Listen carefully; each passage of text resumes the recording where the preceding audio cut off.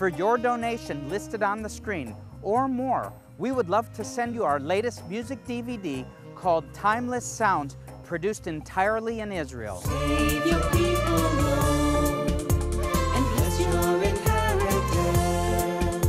It's often come to deliver.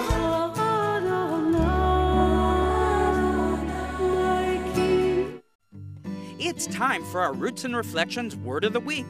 Watch all of our programs and learn each word, and then you'll manage Hebrew basics during your trip to Israel. Slicha.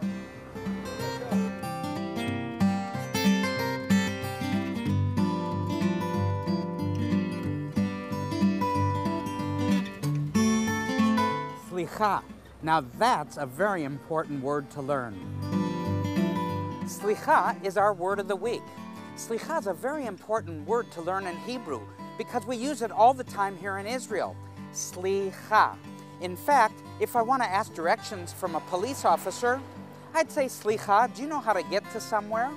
Or if I bump into somebody on the streets, I might say, Slicha, excuse me.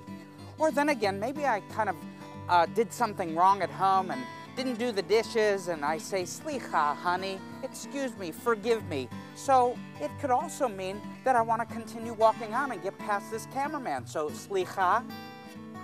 What does the word Slicha mean? Sorry. Sorry about what?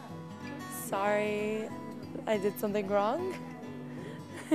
Sorry. Sorry for a wrongdoing done from one person to another. What did you say? Sorry. Oh, sorry. Yeah, that's it. Slicha. I'm confused. I would say slicha if I hurt someone in any way, if I did something wrong to anyone, to make amends and, you know, be good. The Temple Mount, holiest site in Judaism and focus of biblical sacrifice, has been under Islamic control for most of the last 13 centuries. It's mentioned hundreds of times in the Bible, but only once indirectly in the Quran. Archaeologist Gabi Barkai says the Waqf Authority has ravaged important remains of the ancient temple periods. Gabi, can you tell us what is the story of the Muslim excavations on the Temple Mount? Since the 90s, we have a totally new phenomenon. That is an attempt to penetrate to every corner of the Temple Mount and to add structures and to penetrate the subterranean cavities which honeycomb the Temple Mount. The result was that in 1996, a gigantic mosque was illicitly built into a very large subterranean structure known as Solomon's Stables. It has room for several thousands of people inside. It is actually the largest mosque in the western part of the Near East.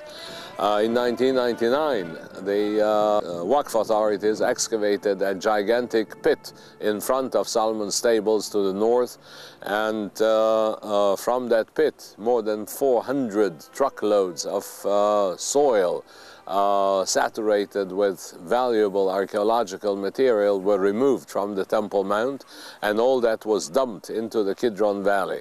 We are here trying to save the knowledge and save the artifacts from those truckloads of material removed from that gigantic pit, which was a barbarous dig.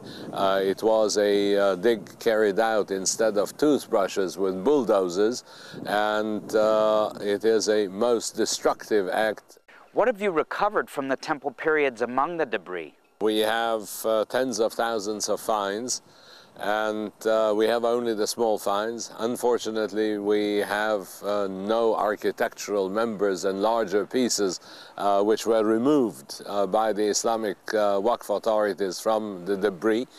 And we have a coverage with these finds of 10,000 years of history. The finds include approximately 15 to 20% of the dated pottery being of First Temple period, from the time of Solomon's temple.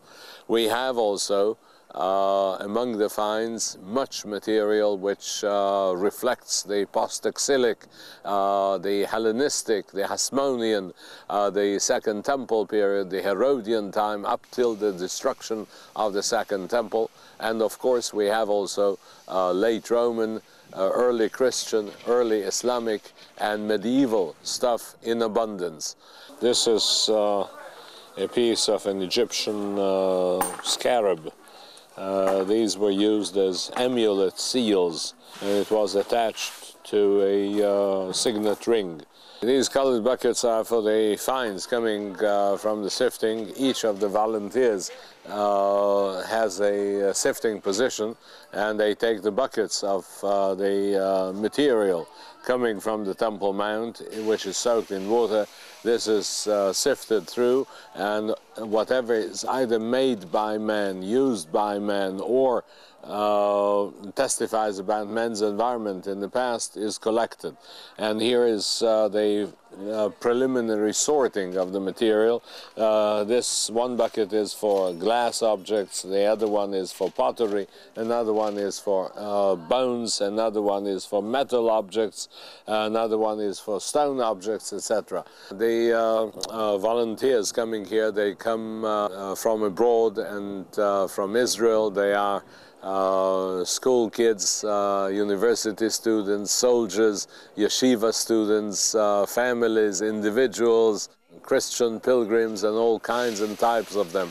We had over 30,000 volunteers taking place in this most important projects. This is a very rare opportunity for people to touch history of Jerusalem's most important spot with their own hands. And every volunteer is welcome to join us in this endeavor, and we welcome everyone with open arms and open hearts. Roots and Reflections encourages viewers to participate in the Temple Mount Antiquity salvage operation. It not only provides an interesting experience during an Israel tour, but contributes to revealing the roots of the most important biblical locality. Thank you for being with us in Roots and Reflections, our program from Israel, bringing you insights to the land of the Bible, its history, natural beauty, people, food, tourism, and much more. Your donations to help produce Roots and Reflections are much appreciated.